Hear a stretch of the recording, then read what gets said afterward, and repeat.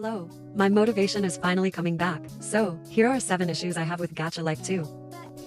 Looney shouldn't have removed the static poses. I understand coding games is troublesome and tedious, but he didn't need to ditch them. I believe Looney should have taken his time with the static poses. I would gladly wait a whole year just for them. Yes, I can remake all the gacha club poses into gacha life 2, but I'd like to save the custom poses for custom poses. If anything, I'd accidentally mess things up if I did remake them, deleting them, etc. It would be better to have a separate section for static poses, like before Looney removed them. Plus, custom poses cannot replicate certain static poses, the sweeping poses, the instrument poses, the DJ set poses, and so on. It would be nice to have those back. Gacha Life 2 will randomly freeze. All the buttons will cease to work, making me close and reopen the app. Having something in the background, be it music or otherwise, tends to cause this. It's rather frustrating. The functionality of an undo button is to reverse the most recent action. However, if it cannot undo every step and skips some, the undo button fails to serve its purpose. For instance, I changed the rear hairstyle from 1 to 3, clicked the undo button, and it took me back to hairstyle 1, completely ignoring hairstyle 2.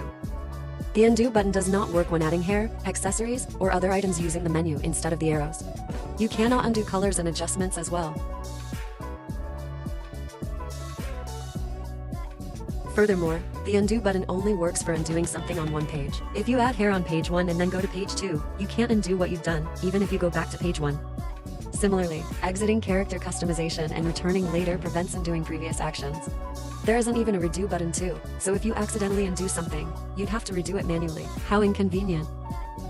For some reason, the torso of the characters is detached from the legs. It looks weird without a belt to cover it up, and I don't always want to use a belt on the character. It annoys me quite a bit.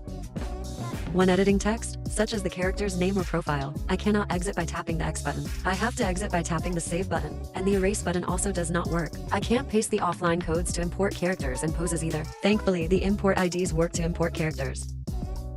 Adjusting the torso causes the right leg to also move for whatever reason. I don't recall this happening before, and I don't think it's supposed to be that way. Lastly, here's this. Every time I change the shirt, the pants on the right leg changed too. That's all.